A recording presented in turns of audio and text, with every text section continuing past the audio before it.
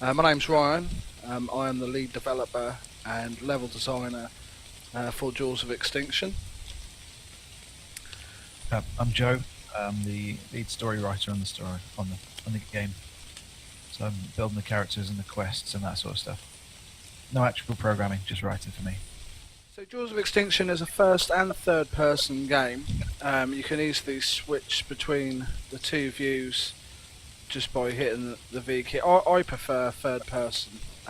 Just I don't know. I feel like I get more of get to see more and stuff. But what we're going to do is today we're just going to go through some of the obstacles that you may come and how to get through them, like just unlocking doors and find and set different types of loot and so on.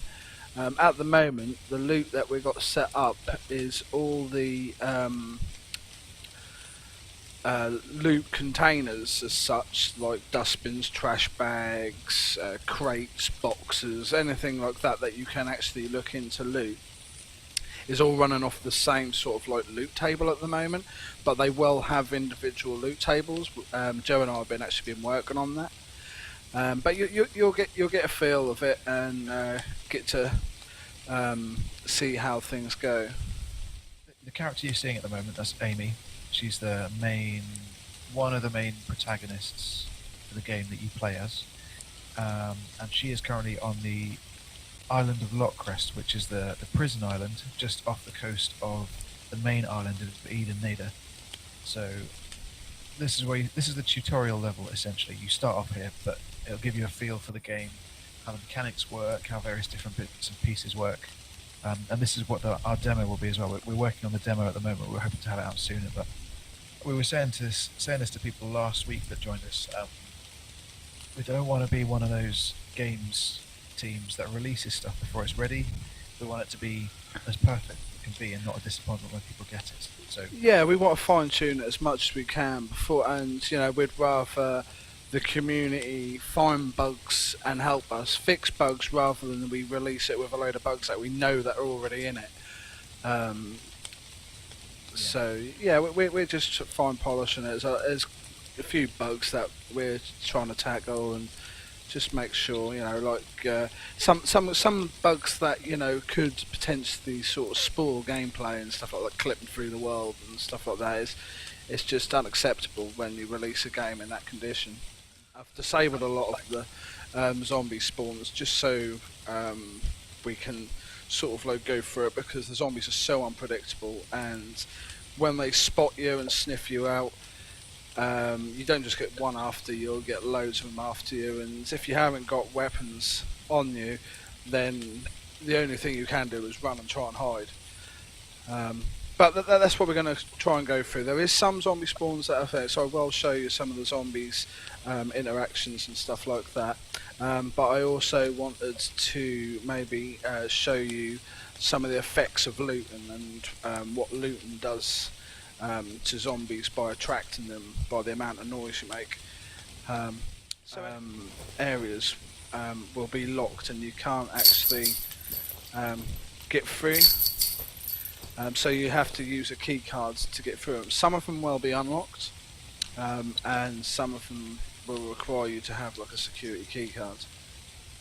And if you'll be able to loot bodies and stuff, but you'll also find certain things with there's actually items in their hands or laying next to them. So if they've dropped a weapon or something, then it'll be laying next to them instead of on their person. So this guy was actually doing something with a key card, whether he was trying to lock the access, and he's got his card, so we can actually pick that up off him.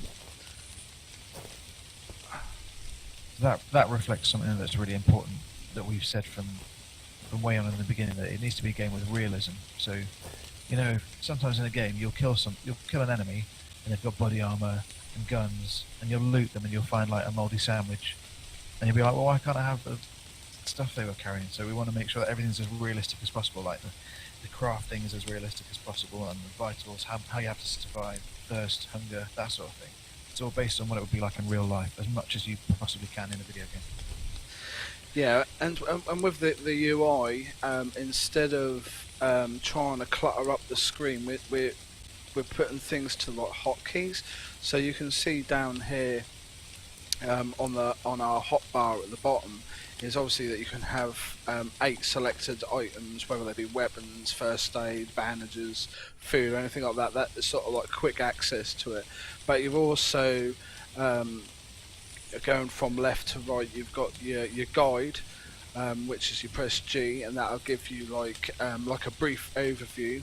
Now this isn't complete. There's actually stuff missing from this, because again we want you to be able to discover it in the game. So, but you'll be able to sort of like flick through certain things by using the page up and down keys on your keyboard and stuff, and you just close that again by hitting G. Now the map, you hit the M button. Obviously we haven't actually obtained a map at the moment, so you won't be able to actually view the map. And then obviously we have on the right hand side we have tab, which is our inventory, which again will sort of like give you the bases as if you to open up your guide without your health and your hunger and stuff. And then you've got your building menu, and obviously you need to have building equipment in your inventory. And the way it works is you don't actually have to have the item on your hotbar or anything like that. As long as you've got it in your inventory. Let me just, there's a bug here. There you go. So that actually gives you more slots. So as long as you've got the items in your inventory, you'll still be able to use like the build and the map stuff. So you don't actually have to have it on a hotkey or anything like that. But anyway, let's move forwards and show you how to use these key cards. We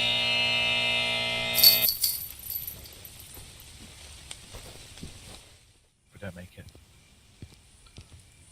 Right, well I'm not going to explore too much of this lighthouse here. I'll just show you the bottom floor, and then we'll go through and have a look at the quads, because I don't want to go too far up, because it's like one of the main story parts. But I'll just sort of like show you some of the things that you can find laying about. Sounds good. Leo, did that answer your question adequately?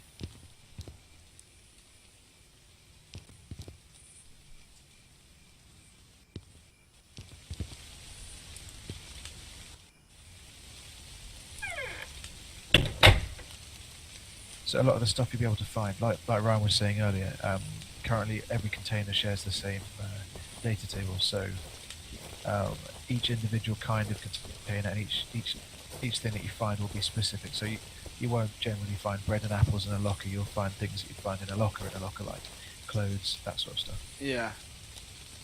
Yeah. At the moment we do. Good.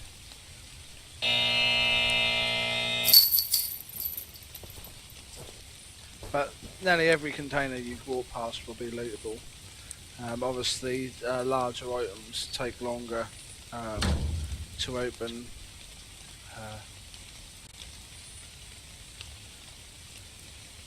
That's something that always confused me. I don't know if you guys have played 7 Days to Die. Loads of stuff that you can loot. You find all sorts of things. The thing that always takes the longest to loot is a car. You loot the car, and then there's nothing in it ever. There's never anything in the cars. Or rarely, anyway. I always found that a bit confusing. Good game. Yeah, the timer works similar, as if you can, as long as you're looking at the item, you can still move around and stuff. But if you get too far away from it, obviously it'll. Right, so how vehicles work in the game is it's a bit like H1Z1, but we use a system like Ark, with this, it'd be the same kind of system as it with like a campfire or something. So vehicles have an inventory, And what you have to do is you can store stuff in there if you want quite easily. But what you have to do, if I get on it, that you'll notice it says in order of this vehicle operate, it requires a 12-volt battery and fuel. Please place both in the inventory to be able to operate. So what you have to do, you have to actually place a 12-volt battery and fuel within inside it. The reason there are quad bikes on this island is because the basement of the prison has a morgue, and these are the quad bikes they would have used to cart around trolleys of corpses when they're coming to and from. Again, without wanting to give away too much, there is a bit more to the prison than initially meets the eye, but you'll play the game to find out what there is there.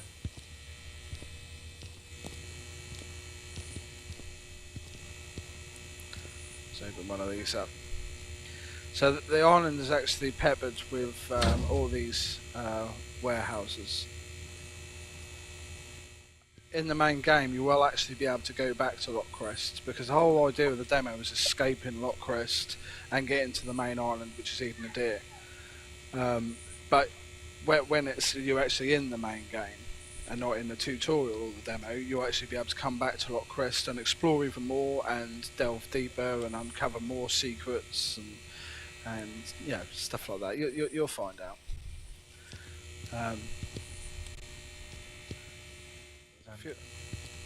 Go on, sorry. Go on, you're right. Read that.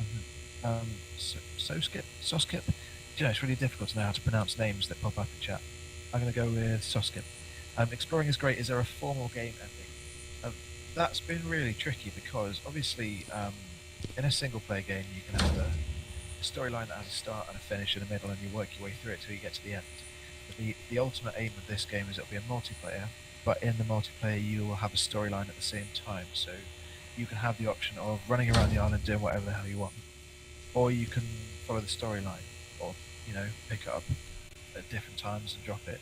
So there will be an ending to the storyline, but the game won't finish. You'll be able to discover the end of the story and then carry on playing on the island, and there'll be various other things to do. So the game won't terminate there. There'll still be islanders with quests, because the NPCs that you meet on the island. There'll be various little villages and stuff, towns, survivors set up in various places, people in tents, that sort of stuff. Very much a sandbox. Yeah, it is a sandbox. It's quite ambitious, I think, what we're taking on. It is a sandbox game with survival, building, exploration, crafting that, but it also has a storyline that you can follow. So, for example, you might wander through the woods and find some NPCs partway through their own bit of storyline. You'll be able to join them and help them with whatever it is to have a problem with. So yeah, there will be a formal game ending of a sort, but you will then be able to carry on playing the game afterwards, without it then being empty. Where you won't suddenly feel like, oh, I finished that now, and now there's nothing important left to do. Basically, what I've done is I've added the battery and the jerry cans to the inventory of this quad, which is going to enable us.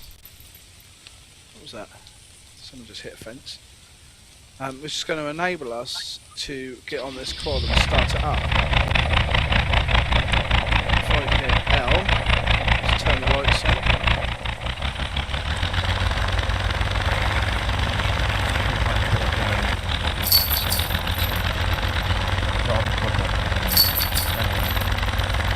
I can't hear you, Joe.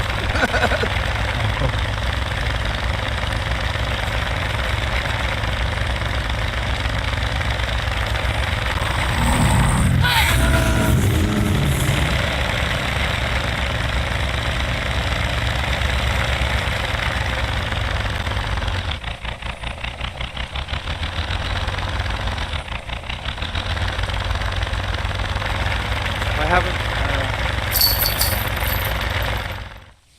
how the whole steering experience is gonna go, because I've never been good at steering vehicles with mouse and keyboard.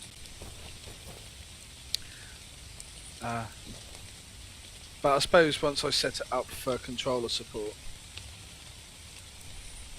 then that'll be a lot better. Yes, but there's going to be full controller support eventually. When it goes on early access, it'll probably only be partial controller support. But that is something that I will end up actually working fully on, because I want to be able to play this. The way that we got our character set up is so you can it moves rather. I spoke about this before. It's all set up so rather than spinning on the spot and stuff, a bit like Rust or Miscreated, where if you turn on the spot, the character will just spin, it won't animate or anything turn. And I find that the whole having it set up this way, it makes it a lot easier for when you have controller support. Still, this game seems geared for multi-public/private server support. Is that something you're considering, or not even considered, or just plain no? Yes, we've always gone in from the start. We've gone in for Jaws of Extinction to be fully multiplayer and run on 30 to 50 player servers. Probably wouldn't be much more than that due to the size of the map. The full size of the map land mass is about 67 kilometers square.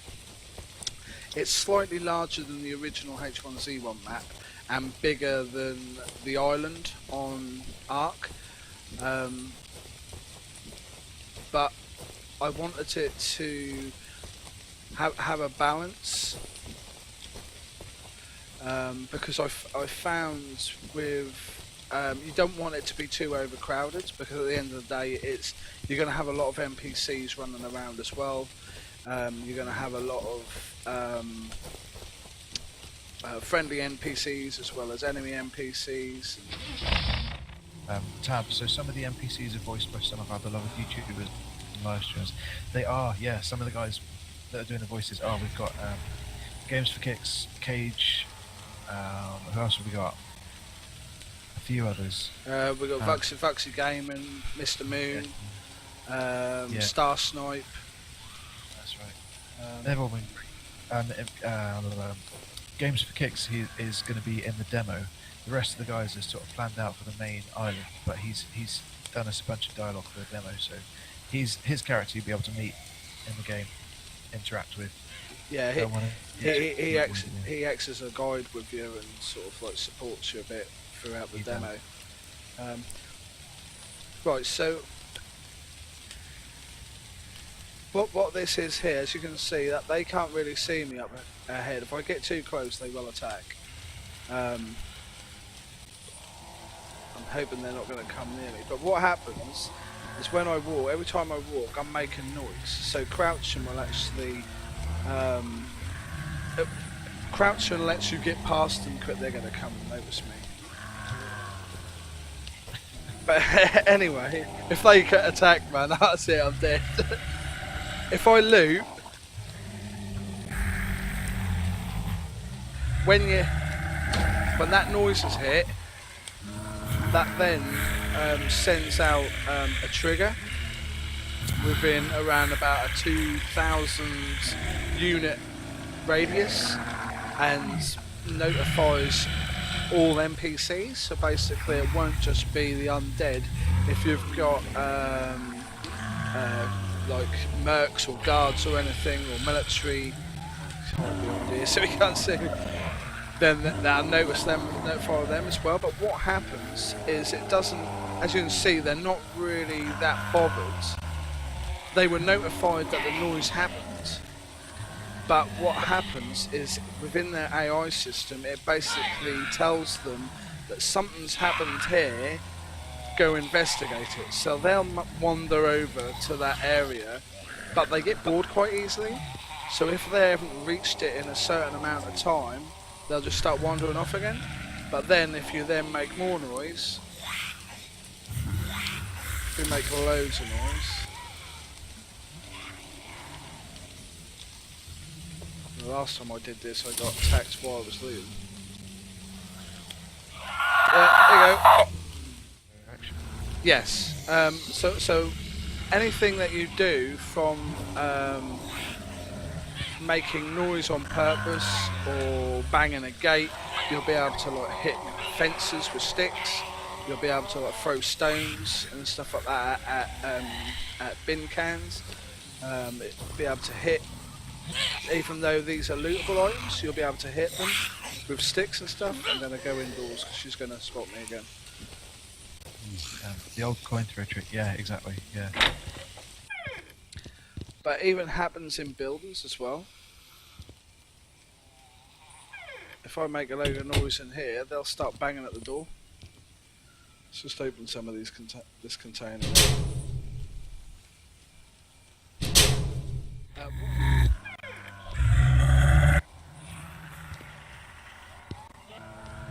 Oh, there's a dude down there.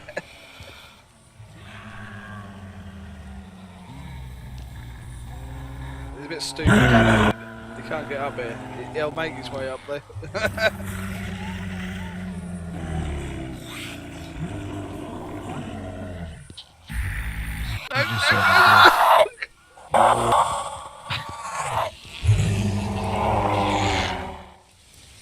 H. Dorosa says, so there will be night and day. Will the Zeds be acting different at night? Yes, we did talk about that. They will be different at night. In the demo, it's going to just be night time. Because that's how we decided to run it just with tutorial. But when you're in the main game, and when you come back to Lockcrest during the main game, it will be day and night. Right, Yeah. you want to say? Yeah, it'll work. There's lots of aspects to the night, and we are going to go for sort of like a blood moon effect, like with 7 Days to Die, but it's not going to be like a 7-day, a day 7 horde or anything like that. What's going to happen? There's actually in the main game there's a full moon phase, so that as the moon gets to full moon, the lunar rays actually cause certain things to happen, and so it probably will happen. I'm not too sure what a lunar cycle is. Is it 30 days a lunar cycle? Or? No, I don't know exactly. Something like that. But it's yeah, it happens on a lunar cycle, which will create certain things. But what happens during the day? They're very slow. They don't run. And at night time they do run, and they're still slow, but you have different types of zombie as well. The only zombies that you'll see within the demo is just basic wanderers, but I don't know if any of you spotted or saw some of the posts that we've done over the last week on social media with what the concept for the new guy, the Gula, but what there's going to be also as well, there's going to be certain different types of zombies that prefer the night time and you will only actually see at night time, like the Creeper, and then you've got the Jaeger, which will, rather than attack you out in the open, it'll actually attack your base or attack the building you're living in, and try and trap you. It sort of like feeds off your fear kind of thing. And these are gone from concept, and they are actually already been modelled, and they're in the process of actually being rigged and animated. So they'll be in the main game. But yeah, the only things you'll actually see in the demo are a couple of stages of the basic wanderers. Leo Steele, what are your personal favourite games, inspirational games? Joe, do you want to? For me, although it's not zombies, one of my favourite games is Fallout, Fallout 3, Fallout New Vegas, and Fallout 4. I love the Fallout games. The attention to detail. Any game that's got attention to detail, I love. When you know it's been made with passion. That's what I like. But what about you, Ron? Yeah, but there's been a lot of elements that of a lot of games that have inspired me for Joe, especially where it comes to when I'm doing the level design and the look and feel of Joe. Some of them aren't even zombie games. Like The Vanishing of Ethan Carter, that was a massive inspiration of the way that looked. And that's sort of like the beauty I wanted to go for with Jaws of Extinction. And then you got, like I said, you got Fallout 4 with that sort of like very expansive world, and a living world with the animals and the different NPCs actually protecting points of interest and stuff like that. And then you've got Red Dead Redemption, where you can ride around on horseback and do this, that, and the other, and again, a massive open world. So yeah, there's been a lot of inspiration. Yeah, Leo Steel, yeah, you can see lots of elements from other games, but that doesn't take away from the originality of Joe and the gameplay. Yeah, thanks, man. That's a nice thing to say. We hope so. We didn't want to just make another copy because it's such an oversaturated market for zombie survival, that sort of thing. There's so many games out there. We just didn't want to make another one of those. Hey, Stroh, I have to go, guys. Later, you are awesome. Thanks, man. Thanks, man. Yeah, speak to you soon. Yeah. So yeah, we want it to be original. We've not, although we're inspired by a lot of things. We've got a lot of our own ideas. So yeah. The one thing you can expect from it is it's going to be very atmospheric. We're putting a lot of work into how interaction with NPCs work, and people that you'll meet, and the enemies and stuff like that. It's going to be very immersive, and I'm actually, even though I'm developing it for PC first, I'm thinking long-term console, the kind of thing you'd expect from a AAA game on something like the Xbox One or the PlayStation 4. But with, especially, I think I'm hoping we're going to do quite well with the upcoming release of Days Gone coming out exclusive to PlayStation 4. When Jaws of Extinction hits Xbox One, I think that'd be quite good. Yeah, well, we'll get there. Tab, it is very difficult to make a zombie game original, but I believe so. While you hit the nail on the head, I'm super excited to play. Thanks very much. Yeah, thanks, man. What will probably happen is that we'll end up supporting Jaws of Extinction rather than making like Jaws of Extinction 2. I think we'd rather just keep expanding the world and expanding the features for it. So when it comes out, the full game actually comes out of early access and it's on console and stuff like that, I think we'll just keep releasing DLCs for it. And I don't think they'll all be paid for DLCs unless it's a massive expansion. I think if we're just expanding, certain parts of it, I think we'll just end up, making it free. Just keep expanding the world. Yeah, because it's not like, don't get me wrong when I say this, because obviously to do certain things you need money, but it's not about money really for us. I think because we're gamers and geeks ourselves, we wanted to make something that we wanted to play. Just something fun. Tab, what is your market price going to be so I know how much to save for this game when it drops? Thanks. Market price? Actually, the game on Steam for PC is going to be, I don't know whereabouts you are, if you're in the UK or the States or anything like that, but I'll give you the UK and States price.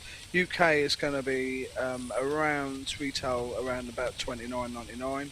And US dollars about $39.99, so about $40 in the US. But if you back us on Kickstarter, if we do actually hit the goal, but if you back us on Kickstarter or GoFundMe, you actually can get the game for half price. So it's actually so yeah, if you want to guarantee yourself a copy of the game at half the price, either back us on Kickstarter or hit us on GoFundMe. Caves and Mines and More. There you go. There's a tiny teaser for you. Yeah. So yeah, no voxel. Yeah, but because it's gonna be, it's When I look at survival, I don't think, oh, I'm going to dig myself a bunker. It would be more the fact that you're not going to have the water and the food and the constant threat from the undead and stuff like that to be able to dig yourself a, a bunker in the ground or anything like that. Um, so I think we're going for the sort of like more realistic sort of like way to play. Yeah. There's actually, Ryan, there's a question that I've not asked you before. Up on land, generally in the game. So, say for example, you're running around and you find, let's say, a garage. You can find garages on the game. You can go in the garage, you can fortify it, you can upgrade it, you can turn it into your base, and you can build on it, or you can build your own base. Ryan, do you think that there'll be places that you can fortify underground? I've not asked you that before. Is that not? Well, we were actually thinking of stuff like that when we were thinking about that old airbase or a missile silo. You remember Yeah. we spoke about that a while back, having with the. But also, there's under all the towns and cities, there's going to be like a sewer system. Yeah. So I remember. you remember about the sewer system, don't you? Yeah, yeah. So it's going to be very sort of like Dead Island-esque, with the fact that you can actually get from one end of the city to the other by going through the sewer system, or you can even sort of like build in the sewer system and stuff. Yeah.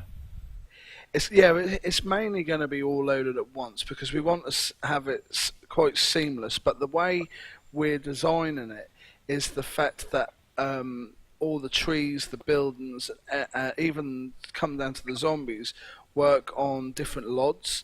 So the further away you are from them, um, the meshes are a different detail level and different polygons.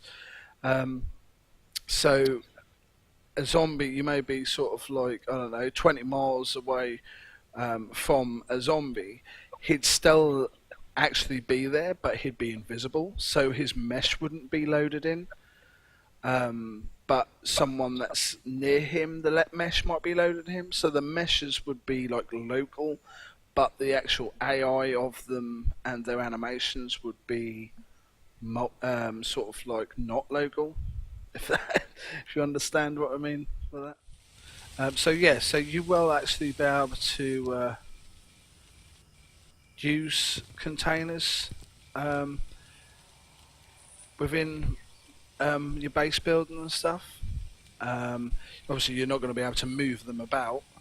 We were thinking about introducing large trucks and stuff, um, so that may be a thing later on, being able to pick up massive containers and use them within base building. But you will be able to actually build around a container or on top of it, on the side of stuff like that. So you'll be able to use it within your building, but you won't be able to move the container about. As you can probably tell slightly here, so I'm up here high on top of the um, prison building here. So if you can, obviously it's night time and there's a lot of fog and stuff like that. So stuff like this, you'll only your visibility is what you see here. It's very the way that I've gone for the visibility kind of thing. Again, going back to my inspirations to the game, is it's very much like the way that they went about. What's it called? I was watching Kix play it recently. Alan Wake. And so everything's sort of like really far in the distance will be blurred and stuff. But when you've got like scopes and that, you'll be able to see a lot further and stuff like that. But we're trying to steer so much away from having like huge sort of like distance long range weapons and stuff like that because yeah, but you will be able to be realistic to the point where if there's a building sort of like 200 yards away, you'll be able to see it with a scope. So yeah, it'll work like that. The way it loads in chunks would be rather than sort of like the other side of the map won't be loaded in, but within a sort of like 200 yards, maybe even 500 yard radius of you. Yeah, long distance viewing well impacts performance, but that's why we work on LODs as well. So as well as loading in chunks, you have level of detail. So as you can see that the trees, Rust have only just introduced this LODs, but as you can see, the tree here is a lot better quality of detail, and you look at the ones far away, and they're just like a blurry shape. That's because it's actually using level of detail. So as I get closer, they'll change. You see that one popped in then? Now that's how the buildings will work as well. But I've only the bigger trees pop in, but obviously the lower poly trees will actually you'll be able to see for a lot further distance. But buildings, because they'll just look like square blocks, but they've all got LODs as well. Yeah. I suppose it's finding the balance between having everything in super high detail, but then it crushing performance, and making sure that it's playable. You know, it's a balancing act. A lot of your time is spent. Well, you said more than half your time is spent improving performance, didn't you, Ryan? That's a massive part of making the game work. Yeah. Tab said, yeah, thin line of balance. Yeah, it is a thin line of balance. That's right. Yeah, but that's important. That's what, like we were saying earlier about attention to detail. It's those things that make the difference between a game that you go, yeah, it's pretty good, and a game that you really want to play because it really ticks the boxes of everything you want to have in a game. You know, it really having everything you want in it. Tab, what about replayability? Yeah, well, like you're saying there with the character development, you rather than being like 7 Days to Die or Ark where you put points into skills, what will actually happen is it's all automated. So your character will grow to your strengths. So, for instance, say that you quite like running around bashing zombies over their heads with a baseball bat, then rather than shooting them with a pistol or a rifle or anything like that, then your skills in your melee combat will go up a lot more than um, stuff like that. Yeah, intuitive character development. So finicky where it comes to I like things to work a certain way, and if they don't look right, like at the moment, I'm not happy with the way the character moves about and stuff like that. So I keep going back to it and changing it and tweaking it and adding to it, and I think that's something that I'll always work on throughout development, and even throughout early access as well. I'll carry on developing mechanics and features that I want to improve on, and I think the character movements and zombie interaction and stuff like that. It's sort of like one of the main things that I want to get right. Yes, well, we'll keep plugging at it, Kicks, as long as we will get the game out no matter what, no matter how long it takes us, even if it ends up taking us another year to actually get to the level that we're happy with.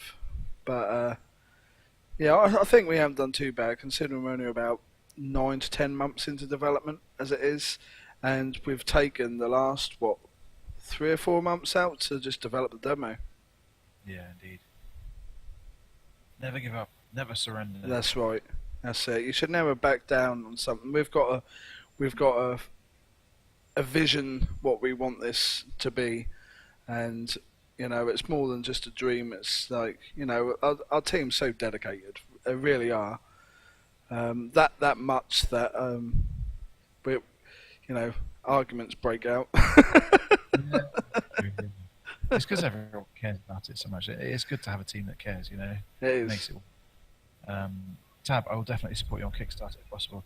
Thanks very much. Well, whether you can or you can't on Kickstarter, we appreciate you supporting us. So thank you for that.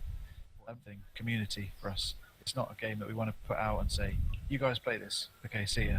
We want people to be involved. So Yeah, I think that's one of the main things that will make Jaws of Extinction what it's going to end up being is our dream and our passion and attention to detail, as well as the community and what the community want. And do you know what I mean? Because we don't want to fall into the traps that all the other survival games and zombie games have as well. Dazzler 68. Jimmy does. Last one Yeah. before we go then. What current game would you say is closest to the type of game Jaws is?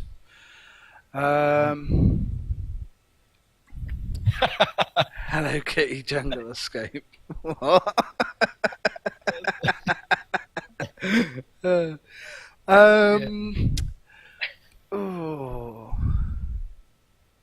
closest game to Jaws of Extinction.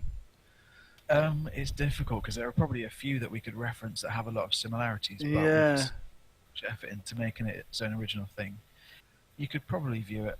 I don't know what you say, Ryan. In fact, you said this earlier, but maybe like a cross between perhaps, say, Fallout, Red Dead Redemption, Rust. And State of Decay. No, I wouldn't really say Rust anymore. We're sort of like gone way away from Oh, that's true, Rust. actually.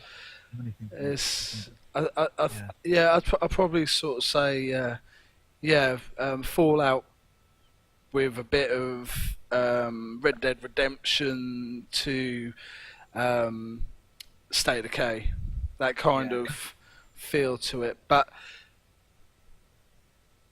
yeah, it's hard to sort of narrow it down to one, really. The combat is going to be very State of Decay-esque, with jumping on zombies and being able to, they'll grab hold of you. And but yeah, no, I don't know about the slow mo thing. I did sort of try it out to what it looked like, and I felt like I was stealing the idea too much from them. And it's tricky with multiplayer as well to have something like that. Yes, yes. I think that the State of Decay combat will actually work very well with multiplayer, because that kind of thing will work. Because the way it works is it actually disables your control while the animation or the montage is playing, which obviously will do it to the other player as well. Anyway, we could get into that more a bit later on. Yeah, Well, the big combat was very, very it was satisfying. You really felt like you were beating those zombies to death. yes, yeah. Especially when I like the old vaulting over the top of them, and that Yeah. when they sort of bend down, you can vault over the top of them. Yeah, we're gonna go for that kind of style, I think, because yeah, rather than just running up to them and swinging a baseball bat from them, 100 meters away from them, and you're still hitting them. I don't really like that. Red Dead